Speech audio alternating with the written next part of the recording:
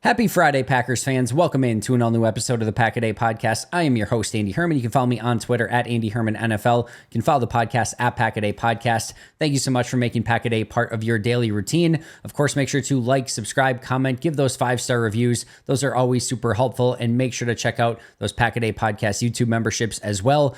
You can check those out, of course, on YouTube. If you want to get that Aaron Nagler bonus video every single week, make sure to sign up. You get the members Q&A and a ton of other stuff as well. So make sure to check those out. Now, in just a moment, we are going to be talking to Carmen Vitali. Always an amazing conversation with Carmen. Before we get there, just want to remind you to check out the Autograph app. If you're not familiar, I'm doing 2 extra pieces of content over on Autograph every single week. This week, I did an episode breaking down the 4 things that need to change for the Packers. We've seen the Packers for basically a quarter of the year now, and I think there's some things that we've learned. And what I went over is the 4 things that I think we learned and need to change from this Packers team going into quarter 2 of the season. And then I also broke down on a separate episode the 3 key matchups for Packers Rams. So these are more short form episodes, about usually 7 to 9 minutes. So you're going to want to make sure to download the Autograph app and check those out. And by the way, if you're listening to this on an audio, Apple, Spotify, wherever you might be getting it, check it out on Autograph, because in doing so, you can listen to the podcast over there and you get to earn rewards and bonuses while doing so. So make sure to download that app. You can use code PACKADAY when you are signing up. But without any further ado, I now bring you the one and only Carmen Vitali.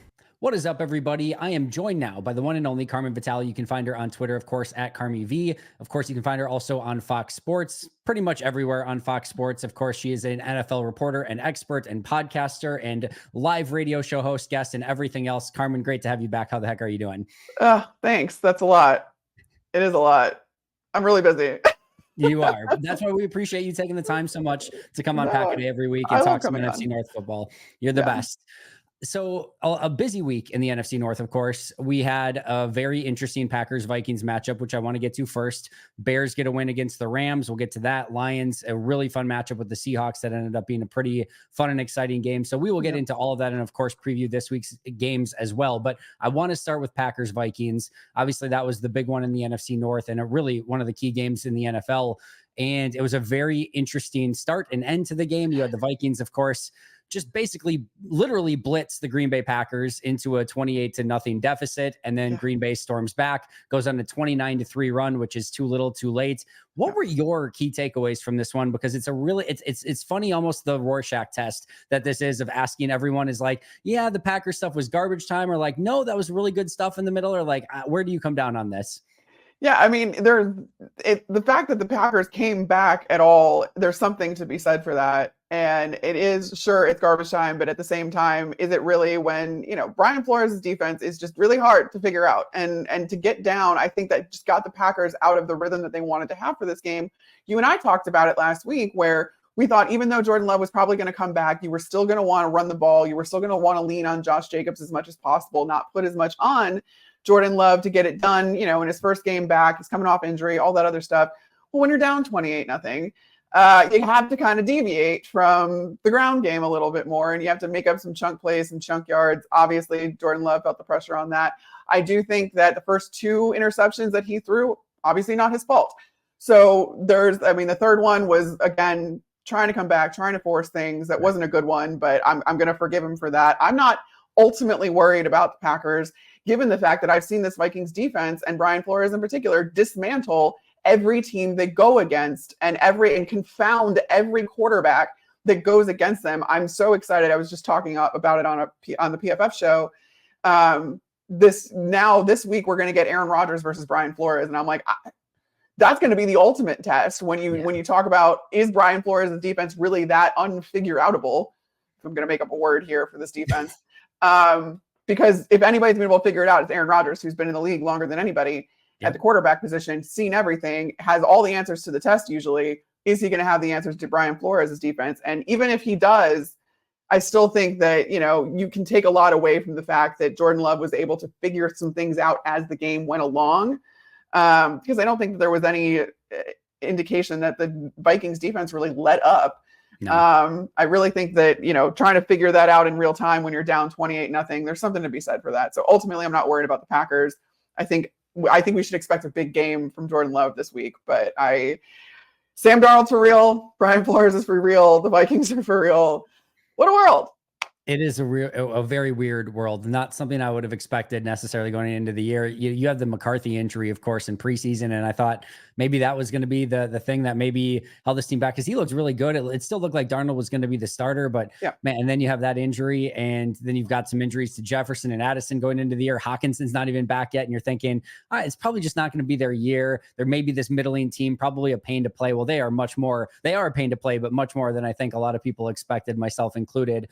I'm with you, though. If anything, in a weird sort of way, at 28-0, the Vikings have you. Every team has you exactly where they want you at 28-0. But with that Brian Flores defense, where he can do anything at any time in any way, and I didn't think that they really let the foot off the gas in any real legitimate sort of way. Maybe that we would have seen a couple more aggressive blitzes if it was closer. I don't know, but they still lined up in some very exotic looks. They still brought all out pressure, specifically on the interception that Jordan threw to Dontavian Wicks late in the game. So it wasn't like we saw this defense just go completely vanilla in any real way. And for them to be in that situation where, again, that's exactly where Brian Flores wants to be, with the lead, being able to be as aggressive as possible, and the offense and that team being able to go on a 29-3 run against it. I do think there are things to take away from it. I ultimately still believe that the story was basically written at 28-0, that the Vikings came out, won that game right then and there. And kudos to Green Bay for sticking in there and making it close with 10 minutes left, 6-point game, two-point game at the end. But I think both of these teams are going to be in it at the end. You want to hear my hot take, Carmen Vitali? Of course I want to hear your hot take. The Super Bowl team in the NFC is coming out of the NFC North. And I don't know if it's going to be the Lions. I don't know if it's going to be the Vikings. And I don't know if it's going to be the Packers. The Super Bowl team's coming out of the NFC North. Maybe that's not even that hot takey, but as of week 3 or week 4 going into week 5, and obviously not knowing how injuries are going to play out, I would take the NFC North over the field in Super Bowl predictions in the NFC. I talked about it this week that I think there's 3 playoff teams from the NFC North in the NFC playoffs. And just by law of averages, then that means, and before the season, I picked the Lions to go to the Super Bowl. Yeah. And I still believe in that. But I also think that it's really close with the Packers and now the Vikings, that if they keep up this pace of play, like we keep saying that, but we're over a quarter of the way through the season now, and the Vikings still look unstoppable. I think the tandem of Kevin O'Connell and Brian Flores is the best in the league. This division is just as hard, if not harder, than we thought it was going to be this year. And I really think that, with some of the struggles in the AFC North, even I would put the NFC North, just like you said, the NFC North against the field. I'm taking the North. Even we'll get to the Bears too, but even the Chicago Bears, like regardless of where we think they are as a team and as a franchise right now, that defense is not a defense that you want to play against in any specific week. So even if the offense doesn't get there, which I think there are signs that they will get there, and I think we'll probably talk about that in just a moment, but even if they don't, that is still probably a pretty close to championship caliber defense. If it's not, sans everything else. And that makes them a difficult out every single week, just because they are going to make it a pain to play against, and you're not going to be able to put up points easily. So even if you have 3 teams that are, very competitive playoff teams, and then the fourth one, even if they're not, you still have a defense that is very much at minimum a playoff caliber defense that you're going against with that team every week. So yeah, I think this is a very difficult division. I thought we saw a pretty heavyweight matchup this past week, which obviously the Vikings got the best of. Before we get to that Chicago Bears team, any other takeaways that you had from this Packers Vikings game other than, the Vikings very much look legitimate at this point? Yeah, it's very interesting because looking through some of the numbers and some of the advanced metrics that I was looking through to kind of prep for this week, the Packers pass rush is concerning to me. This is where you kind of see, like, I talk a lot about how fluid defensive schemes are and that the switch from a 4-3 to a 3-4 has meant less than it ever has. But where you do see kind of these issues crop up is in the personnel. And the Packers have been built to be a 3-4 team for the last 15 years. Yeah. So that's kind of ingrained in them in the personnel that they have. And then when you look at what a 4-3 defense typically is, and the 4-3 defensive ends in particular, what they typically look like, it's not Rashawn Gary and Lucas Van Ness. Those guys aren't necessarily big enough for that particular role because they're more of the outside backer spots. And that's where I think you're kind of seeing some of the ineffectiveness of what's happening. And that's kind of that's a little bit concerning to me. What the caveat to all of this is that Green Bay has the most takeaways in the league at this point. Yeah. And the strength of this defense and the strength of Jeff Hafley's scheme lies in the safety. That's why they went out and got Xavier McKinney. He's been as advertised and more, an interception in every single game this year so far. So you're seeing them reap the benefits from that point of view, but those takeaways are coming, in clutch moments when the Green Bay Packers need them the most. But I still would be a little bit more comfortable if you figure out how to get a little bit more pressure up front and maybe force more of those errant throws that the back end can capitalize on. That's kind of why my one thing that I saw, the Minnesota Vikings O-line is one of the better ones in this league. I don't think we talk about how good they are, especially on those tackle spots between Christian Darrisaw and Brian O'Neill on either side. They weren't really stressed. And so Sam Darnold wasn't really stressed. No. And when that happens, that's going to allow some of these better teams to get going a little bit more. So I want to that's kind of what I saw a little bit, and then the metrics kind of backed it up, and I was like, all right, well, this probably needs to get going a little bit more. But in the meantime, the backup plan of having takeaways, I believe 12 on the season, tied for the most interceptions in the league so far, 8. That makes me feel better, but I would just be a little bit more at ease defensively if you could get some push up front. I think there's always a glass half full, glass half empty way that you can look at some of this stuff. I think the glass half full is we expected this defensive front to be better and intimidating and maybe not so much dominating, but maybe potentially even a strength of this team going into the year. And you can point to like the way that this team is forcing turnovers and doing some really good stuff on the back end without that pass rush is a potential positive where if they do get it together, again, to your point, I mean, usually you get turnovers based off of pressure. Pressure causes the chaos, causes the mistakes, and that's how you're able to get those. Green Bay's generating those turnovers without even necessarily having a bunch of high-end pressure on the front side. So if they get there, imagine what they could do. I think that's a glass half full. The glass half empty is turnovers are fickle and you can sometimes get them in bunches and they come and then all of a sudden they have a tendency to sometimes dry up and they don't come. And my concern on that side of things, again, from a glass half empty side of it is if this is a bottom half of the league defense right now, and all of a sudden those turnovers dry up a little bit, like where are they then? And that would be the counterpoint to it. So again, anyone that wants to be positive can easily lean into this and say pass rush gets going and look where this is going to go. And the other side is those turnovers dry up and where does that go? So that's what I'm really intrigued by. I think it overall has to be better and they need more impact from Rashawn Gary, Kenny Clark, Preston Smith, et cetera, up front to really make it so that this defense is coming together the way that we expected it to. Right. Let's go to Bears Rams. I think this does two things. A, it gives us a look at the Bears, but Packers have the Rams coming up this week. So first of all, what did you see from Bears Rams? What can we take away from their second win of the season? One that I thought they needed going at home against the Rams to kind of get their season a little bit back on track. What did you take away from that one? Yeah, I mean, this was reaching a fever pitch in Chicago already. Even the first two offensive drives, I believe after the second one, it was when Bears fans were booing in Soldier Field. And I'm like, guys, it's the fourth game of the season. You have an entirely new offense. You've got a rookie quarterback. I had been preaching, again, patience. I had been saying like, hey, listen, this probably isn't going to look good in the beginning. That does not speak to the ceiling that this Bears team can have, but like we should err on the side of caution when it comes to immediate expectations. No one wanted to hear me. No one wanted to listen. You saw I think you started to see the turn as far as the learning curve goes for this offense in general. There was a different approach by Shane Waldron than there was by Cliff Kingsbury, for instance, in Washington with Jaden Daniels. Cliff Kingsbury has been very conservative with what he's asked Jaden Daniels to do. He has not really put a lot of the pre-snap decisions and stuff on Jaden Daniels. He hasn't asked him to throw down the field. He's asked him just to, get the ball out quickly, scramble around. Now I think this last game you saw Jaden Daniels try to put the ball down the field a little bit more, and he was successful. You also saw that on his scrambles, he's still looking for throwing lanes. That was my biggest concern out of him coming out of college, coming out of LSU.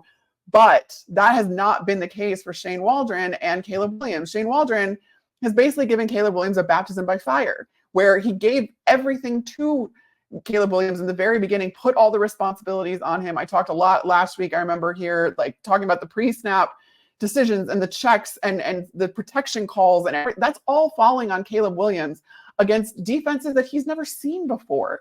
And you see what he's learning in real time, that he can get away with this. He can't get away with that.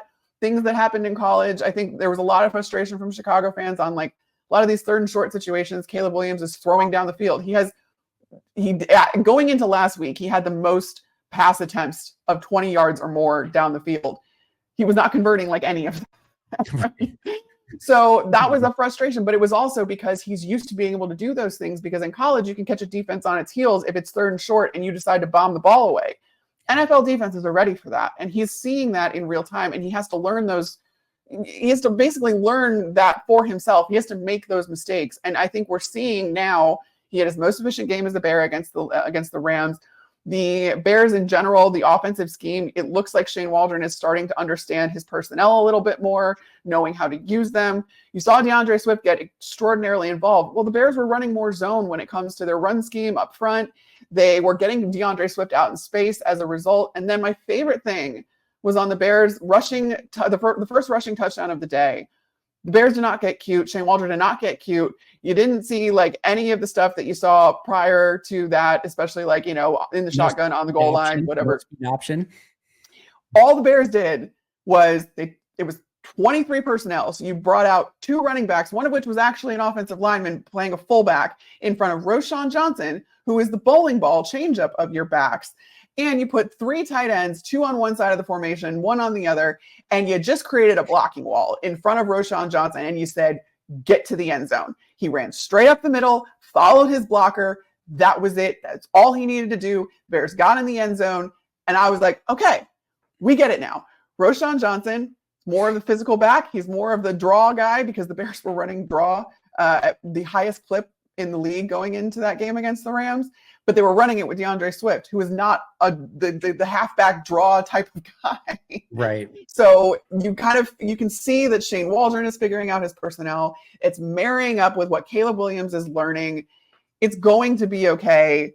I just need still more patience. I'm not even saying like nothing's fixed, nothing's a finished product. And I keep pointing to what happened with the Green Bay Packers last year and Jordan Love, who had known this offense like the back of his hand for 3 years.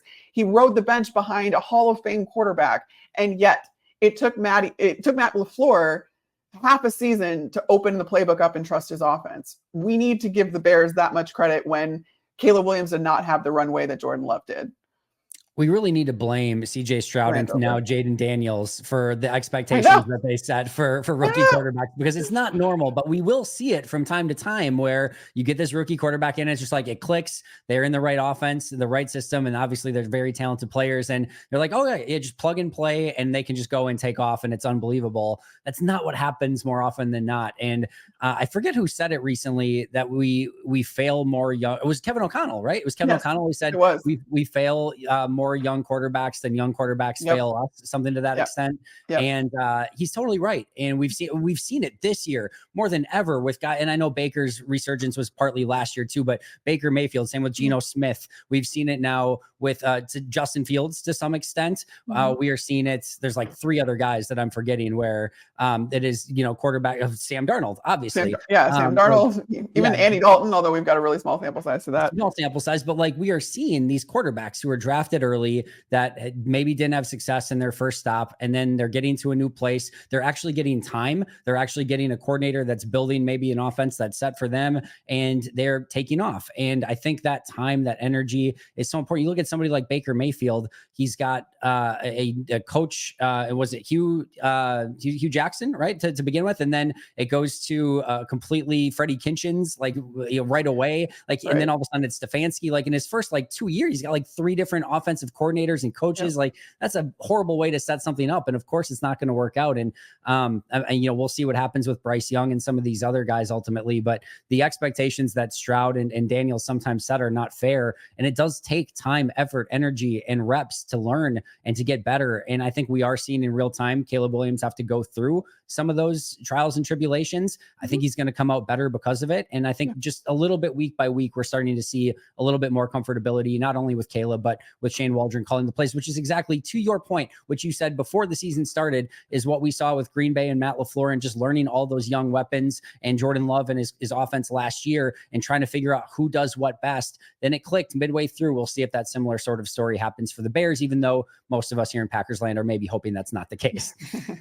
All right, let's go to Lions Seahawks, an offense that is completely clicking on all cylinders, and to an extent, another quarterback that maybe didn't quite reach their ceiling in their initial place, in Jared Goff, who, what an unbelievable trade really for both franchises, because the Rams get Stafford and a Super Bowl win out of it, and the Lions, Jared Goff is just playing at an unbelievable level.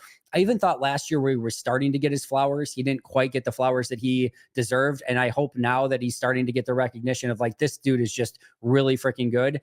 He is playing at an unbelievable level. Obviously, perfect day this past week. And that offense, Jamison Williams being a difference maker, it's on all cylinders right now. And I think Laporta is still going to, obviously enhance that offense even more as he gets healthier and healthier. But man, what a offense, what a team in Detroit right now.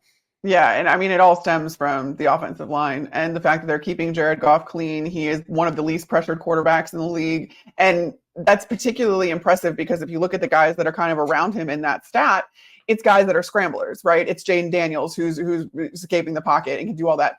Jared Goff is not that person. Jared Goff is a pure pocket passer. He stays in the pocket. And we know that his game drastically changes when he's under pressure. And so this offensive line, getting Kevin Zeitler and all that, like it keeps being a strength of this team. And this team keeps investing in that, in not only the offensive line, but the protection scheme and making sure that there are guys around that are blocking that are outside the offensive line that are helping them block. And then you see it kind of come out, not only in the pass blocking situations with Jared Goff, but getting the run game started, getting Jahmyr Gibbs going. I mean, Jahmyr Gibbs, he has every single skill set that you would want a running back to have. And the Lions have an offensive front that is equipped to help him unlock all of those skills. So he can be a pure runner. He can catch balls out of the backfield. He can be elusive between the tackles. He can do everything for you. And you also have a scheme around him that allows for him to do that. And just, the play calling that Ben Johnson has and the way that he just seems to be 2 to 3 steps ahead of everybody. And then, like Jared Goff having a perfect 18 for 18. It's the most, pass completions, perfect game that's ever been thrown. It's an incredible feat, and it's an incredible testament to just the way that this team works together and what Ben Johnson is able to do. And you now are starting to see this, this defense is getting a little bit better. They've been a little banged up. They were without Brian Branch this last game against Seattle, but it still ultimately didn't matter because this offense was able to score and be productive. They're just playing complementary football, and Dan Campbell has these guys ready to go. I mean, there's no slump after last year and being so close to the Super Bowl. Like if I'm betting on a team to continue their belief in themselves and to have all of the tangibles on top of the intangibles to get to a Super Bowl, it has to be the Detroit Lions. Yeah, if there's a team that I'm betting on right now too to finish first in the NFC, I would probably be betting Detroit as well. The only thing that could potentially hold them back is a very strong NFC North where they've got extra games against tough opponents. But outside of that, they're a very complete team. I will say their first round pick, Terry Arnold, he does have to stop holding because that has been a major issue for him so far. Yeah, Carlton Davis needs to stop giving up some stuff too in the back. Yeah, that secondary, there's certain position groups that are just cursed within certain teams, I feel like, and secondary in Detroit. Yes, that secondary in Detroit seems to be that way. There's certainly some positions in Green Bay that feel that way. There's one main one. We'll see if Caleb Williams can break that in Chicago. That seems that way. But there's just certain positions you just can't seem to find people for whatever reason. But overall, that is a very stacked, very, very good Detroit team. The one interesting thing, though, and speaking of trying to get that number 1 seed from a Lions standpoint here, is they have a bye this week. That is a very early bye week for them, which is for a playoff team, a team that's obviously has those Super Bowl aspirations, probably not the ideal scenario. So if there is a team that might be, obviously every team's going to be motivated to get that number 1 seed, but to get that extra bye week late in the season because they've got this early one, it is a very interesting dynamic this week where they probably don't want to be having it this week, but they're getting it. They'll maybe get a little bit healthier from it and be able to self-scout, but very early bye for Detroit. Yeah, I remember seeing that when the schedule came out and just being like, oof, that's not going to set them up very well. But I'd be remiss, though, not to talk about a little bit just about the fact that they're able to hide a lot of their secondary woes with their defensive front. And by defensive front, I mean Aiden Hutchinson, who's leading the league in pressures, leading the league in most major pass rushing stats. And you also have, I think a lot of that has to do with the interior of the line, though, really doing their job, making sure that the protection is being slid away from Aiden Hutchinson, giving him those one-on-one matchups, which that's a testament to DJ Reader and Lee McNeil, especially on the interior of that line. And if those guys stay healthy, that's going to be the biggest difference for this defense, and therefore kind of just the balance of this team and how well they all work together and play complementary football. So if you can keep those guys healthy, DJ Reader didn't start playing until, he was out the first couple games. So he makes his Lions debut, is a little bit more fresher, hopefully, and can stay healthy. But Lee McNeil, Aiden Hutchinson, those are the guys that you just need to preserve. And somehow Aiden Hutchinson is still on a tear, defensive player of the month, all that jazz. He's unbelievable. He has 153 snaps on the left side, 95 on the right side. So they split him up pretty good. And I'm assuming he's going to see a lot of Rasheed Walker when the Packers play him down the line. But if we get some Zach Tom versus Aiden Hutchinson matchups in that game, especially in pass rush scenarios, I will be very excited because Zach Tom has a clean sheet in protection so far, and Aiden Hutchinson is basically just annihilating everybody. So if we do get some Zach Tom versus Aiden Hutchinson one-on-one battles in pass pro, that could be a must-watch matchup. Obviously down the line a little bit more, but still salivating over that matchup if and when we get it. So Lions have a bye this week. Panthers, Bears. What more could you possibly want in a matchup than Panthers, Bears? We get Andy Dalton versus Caleb Williams this week. This is just got to be a scenario where the Bears continue and actually stack success and get a win after a win, go to 3-2, get a winning record. And it's in Chicago too. So this is a huge opportunity for Chicago. On the flip side, if they let this one slip, then it, kind of all those negative thoughts that Bears fans were feeling probably come back a little bit. Bears have the longest active home win streak in the league right now, which was a stat that I had to double check, double and triple check, because I was like, well, really? It's true. And this is an opportunity for them in so many ways. It's, they can continue that streak, but at the same time, you look at, on offense, especially, you need a little bit more of a get right game for the offensive line. You need to make sure that, this isn't going to be an issue for the rest of the season. You have at least you should know what to expect. I expect Tevin Jenkins to still end up playing. He left the game with bruised ribs, but I can't think that that's enough to keep an offensive lineman out in a game that they really need to get right against. And they're going to have the opportunity to do so against a Carolina defensive front that is without Derek Brown. In the second level, you don't have Shaq Thompson anymore. You just don't have the stars on this Carolina defense, and you don't have your best players on the Carolina defense. So you have to think that this Bears offensive line, if they can't do well against Carolina, that's going to be extraordinarily concerning. And this is really an opportunity to, again, stack wins, stack the good vibes. I've talked about kind of the sweet spot of the Bears schedule. They're in it now, and they have the opportunity to kind of, again, gel as a team, figure out what everybody's good at, and really start to see some success that's going to build on Caleb Williams' confidence. So I'm really looking towards the trenches here for the offensive line to hold up for Chicago. And again, to get the ground game going, to protect Caleb Williams, to let him kind of figure out this offense, but then be able to still be himself within it. That's the biggest thing that you're going to start looking for now that you feel like he's starting to get a handle on what Shane Waldron wants to do. And Shane Waldron is getting a handle on what he wants to do. So we saw some more typical stuff as far as, the personnel usage, like I talked about on the rushing touchdown, but you saw more 2 tight end usage, which is what Shane Waldron's offense is kind of known for. Really interestingly enough, though, they run out of 11 personnel quite a bit.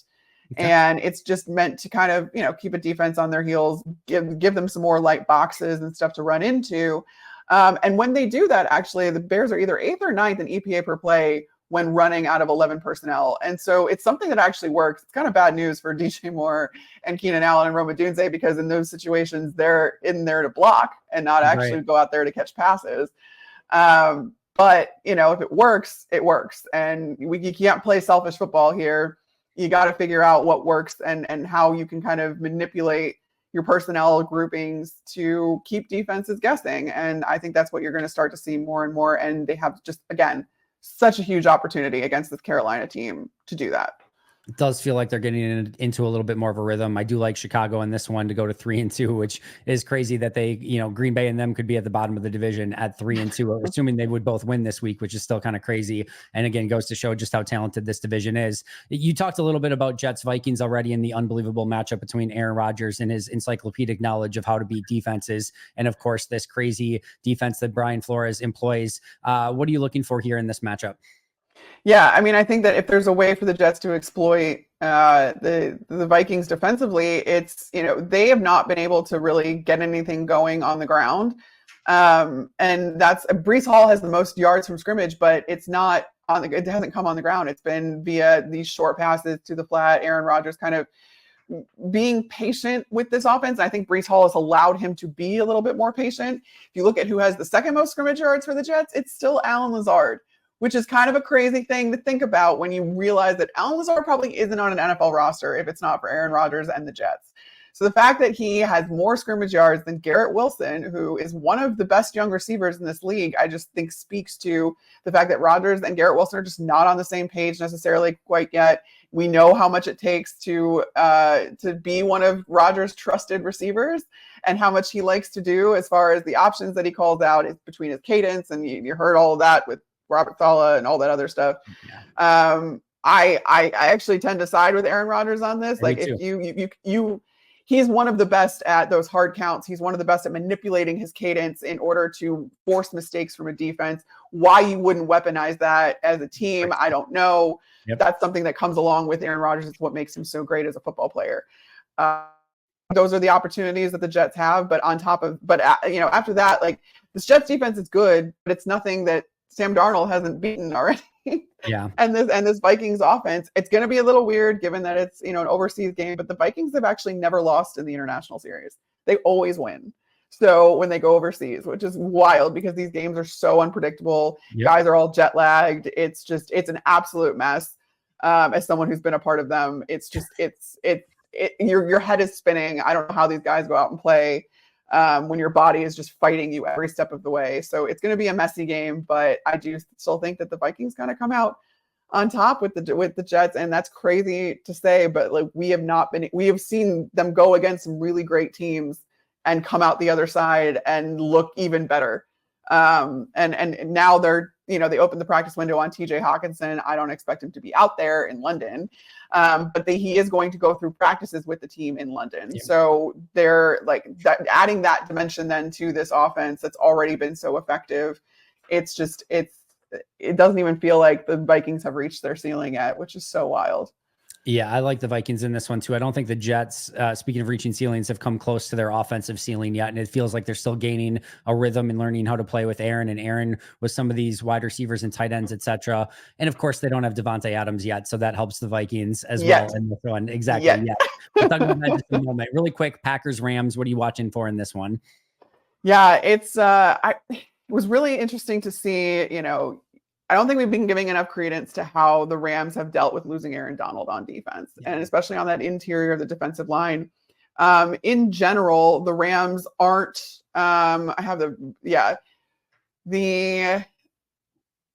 had it in front of me, but anyway, Kobe Turner, Braden Fisk, these guys among the interior defensive linemen have been creating a lot of pressure. They're the Rams leaders in pressure. Kobe Turner has 18, which is tied for third among interior defensive linemen. They are something to have to contend with. And I think that this is going to be a really good test for the Packers offensive line, who seems to be getting into a groove. I mentioned it before. I really do think that this is a bounce back game for Jordan Love. And I think that they're going to open this all the way up for him. I don't think that there's going to be kind of this trepidation over, all right, he's coming off of injury, we should still be careful with him, yada, yada, yada. I don't see that happening in this game now. I really think that they're going to open it up for Jordan Love, but that's going to require some cooperation from the offensive line against what I think is a better defensive front than most people are giving it credit for, especially with the way that the Rams like to run different stunts and get really creative with the, kind of their defensive front alignment. That's something that is really going to be a test. And I'm looking forward to seeing that, because I think that kind of speaks then to how effectively the Packers, not only is Jordan Love going to be, but how effective they can be on the ground, getting Josh Jacobs going.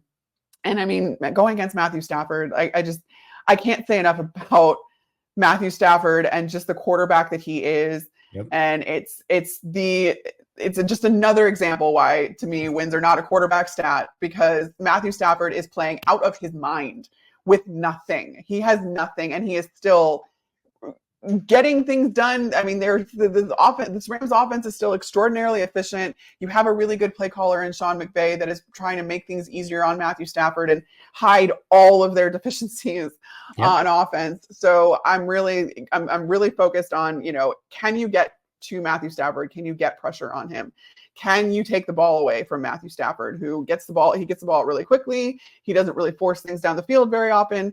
If he does, if you have him on his heels, if you have the Rams down, can you capitalize on that in the way that the Bears did at the end of that game when Jaquan Brisker ended up picking Matthew Stafford off? He actually picked him off earlier in the game, but he had stepped out of bounds prior to it, so it was an incomplete pass, and got him back and all that other stuff. So the Bears were able to kind of create some pressure up front that led to some errant throws, that led to some opportunities. Can the Packers capitalize on that, especially when we were just talking about how this defensive front is not really generating a lot of pressure, but can the secondary pick Matthew Stafford off anyway? And are they going to have the opportunity to do so? How much is he going to throw the ball down the field? It's going to be very interesting. Yeah, they hit on both of their first 2 draft picks in Fisk and then Jared Verse in the first round. Those 2 guys are fantastic. Jared Verse just got awarded NFC Rookie of the Month, deservedly so, Defensive Rookie of the Month. And yeah, he's been fantastic. That matchup with Rasheed Walker is going to be super important. And then again, Fisk on the inside has the ability to wreak havoc as well. So that's definitely one I'm looking at. I like Green Bay in this one as well. Last 2 quick ones before you get out of here. 1, where does Davante Adams end up? And 2, can the Packers still win the NFC North? I'll give you those 2 before we get out of here. Yeah, I mean, I think that the most realistic place that Davante Adams ends up is New York. And I do think that it's, people are saying, oh, well, because of their situation with Hassan Reddick, they have the money to do that. I'm like, well, if you think you're actually going to get something done with Hassan Reddick, or you think this situation is going to end up resolving itself, that's not true. Like, you can't take away that money if you really want this situation to work, which I think you have to. Yep. Then the question then becomes, is Aaron Rodgers going to do something about it to bring his guy to New York? Is he going to restructure his contract a little bit in the way that we've seen guys like Tom Brady do, where they lessen their own cap hits? And usually it doesn't mean that they forfeit any money. It just usually means that a lot of that is converted into a signing bonus. And do you take more of that money up front, which I don't know why you wouldn't, in order to lessen your own cap hit and give these guys room to take on the contract of Davante Adams? Because I do believe that that's the main factor in all of this for the Raiders, is not only can you get draft compensation for Davante Adams, but can you offload that contract? The Raiders are not a very run organization. They're not a very rich organization. They cannot afford a lot of things. I know that they are trying to offload Davante's contract. So who's going to be the one to do that? Will the Jets do that? There's going to have to be some cooperation there from ownership, from some of the players on the roster. I do think, though, that that's probably pretty realistic. I mean, the team that needs them the most is the Kansas City Chiefs. Again, that's an interdivision trade, which teams do all the time now. It almost seems like at a rate that it almost doesn't matter anymore. And I think that if you are running a team like a business, you can't afford to think like, oh, well, they're our division rivals. No, I'm not doing that trade.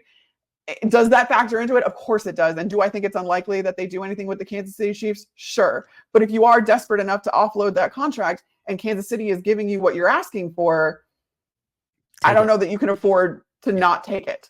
I think also he should be a Dallas Cowboy, but Jerry Jones, he lands helicopters on practice fields. He does not spend money on the roster. Yep. There's so many different places that I think obviously would want Davante Adams, could use Davante Adams, but I just think at this point the most realistic is the Jets. Can the Packers still make the Super Bowl? Absolutely. We talked about it. If this division doesn't cannibalize itself, which is a very big, possibility. I think because of the fact that it could cannibalize itself, it really just makes this whole picture a toss-up. But all you have to do is get into the dance. And if my prediction of 3 teams from the NFC North going into the playoffs comes true, okay, even if you get in as a wild card, who cares? That we've seen stranger things. I was on a Bucs team that started as a wild card. The first time Tom Brady was ever a wild card team going into the playoffs, and we won the Super Bowl. So you have to get to the dance. I have to imagine that the Packers can. And with all of with the depth on their roster and just kind of the creativity that we're seeing and Jordan Love's confidence and all that other stuff, I don't see why the Green Bay Packers couldn't end up in the Super Bowl. I'm right there with you. I think it's going to be a really fun remainder of the season. We are 1 quarter in. We've got 3 quarters plus to go. And Carmen, I'm excited to be able to talk to you about it every single week. Tell all of our listeners where we can find all of your incredible work. Yeah, just follow me on Instagram and Twitter or X, whatever it is. Carmi V, CarmieV. That's where I pretty much post everything I'm doing. Make sure to follow her there at Carmi V. Of course, you can follow the podcast here at Pack a Day Podcast, and you can follow me at Andy Herman NFL. That's going to do it for Carmen and I today. But until next time, and as always, go Pack Go.